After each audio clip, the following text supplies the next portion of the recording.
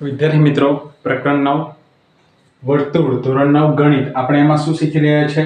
પ્રમેયો શીખી રહ્યા છે. હવે પ્રમેય આપણે આવ્યા છે પ્રમેય 9.8. પ્રમેય 9.7 આપણે આગલા વિડીયોમાં જોઈ ગયા હતા. હવે આપણે પ્રમેય 9.8 નો ઉકેલ મેળવીશું. પહેલા તો શું છે પ્રમેય 9.8 તે આપણે જોઈએ કે એક જ વૃત્તખંડમાં આવેલા ખૂણાઓ સમાન હોય છે. એક જ વૃત્તખંડમાં. તો ચાલો સૌપ્રથમ આપણે એક વૃત્તખંડ લઈ લઈએ. અહીંયા વિદ્યાર્થી મિત્રો,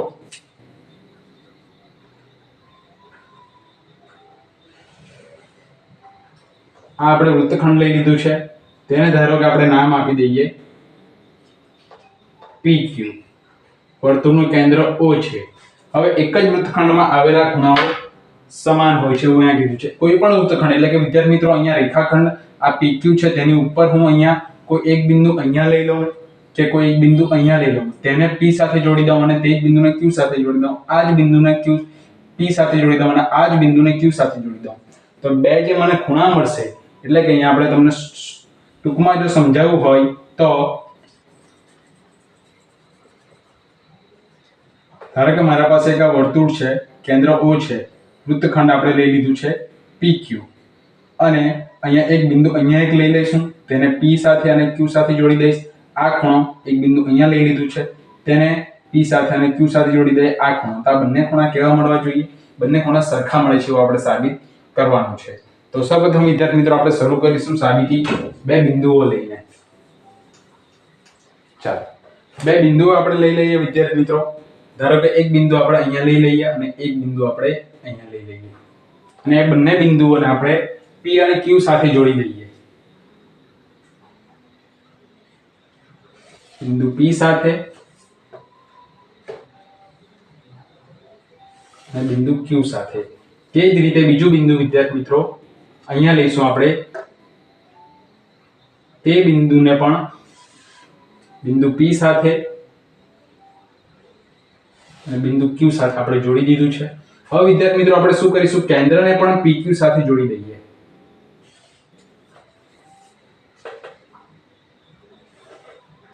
ચાલો આપણે અહીંયા રચના કરી દીધી છે.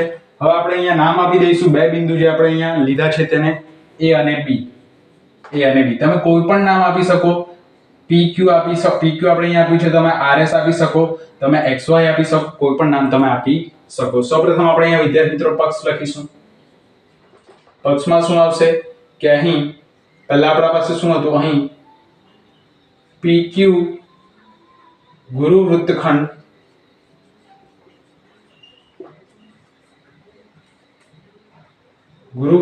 ધરાવતું વર્તુળ છે. વર્તુળ આપેલ છે, જે આપણને આપેલ હતું, પક્ષમાં હતું. પછી આપણે શું કર્યું? રચના કરી એની. બરાબર છે. હવે સાધ્ય સાબિત શું કરવાનું છે કે આ ખૂણો અને આ ખૂણો બંને કેવા છે? સમાન છે. માટે આપણે લખીશું ખૂણો PAQ. ખૂણો PAQ બરાબર ખૂણો, કયો ખૂણો લખીશું? ખૂણો PBQ. આ બે ખૂણા આપણે સરખા સાબિત કરવાના છે. ચાલો સૌપ્રથમ સાબિતીને આપણે શરૂઆત કરીએ.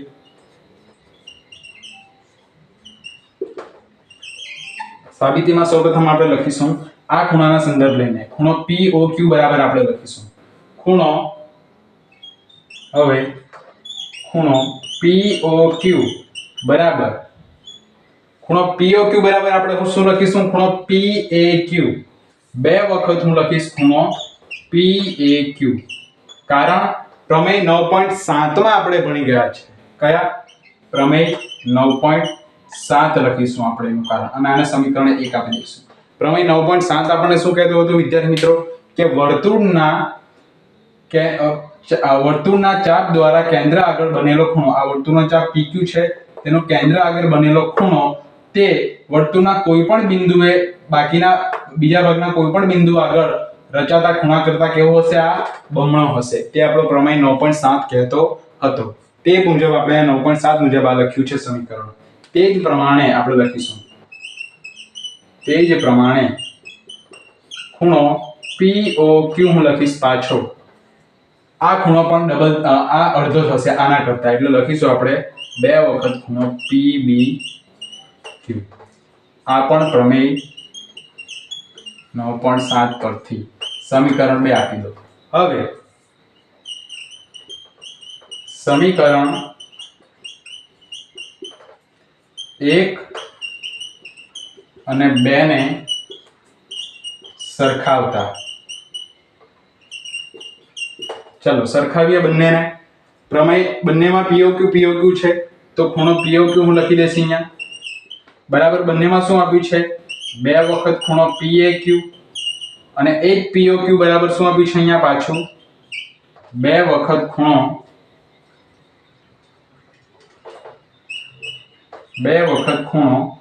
PBQ. હવે બંને બરાબર POQ બરાબર બંને આ છે તો માટે આપણે લખી શકીએ કે 2 વખત ખૂણો PAQ બરાબર 2 વખત ખૂણો PBQ. બરાબર છે. હવે બંને બાજુથી 2 અને 2 નીકળી જશે, કેન્સલ થઈ જશે, માટે રહી શું જશે? ખૂણો PAQ બરાબર ખૂણો PBQ. જે આપણે સાબિત કરવાનું હતું સાધ્ય કે આ ખૂણો અને આ ખૂણો કેવા છે? સમાન છે. તો આના સાથે વિદ્યાર્થી મિત્રો પ્રમેય 9.8 આપણો પૂર્ણ થાય છે.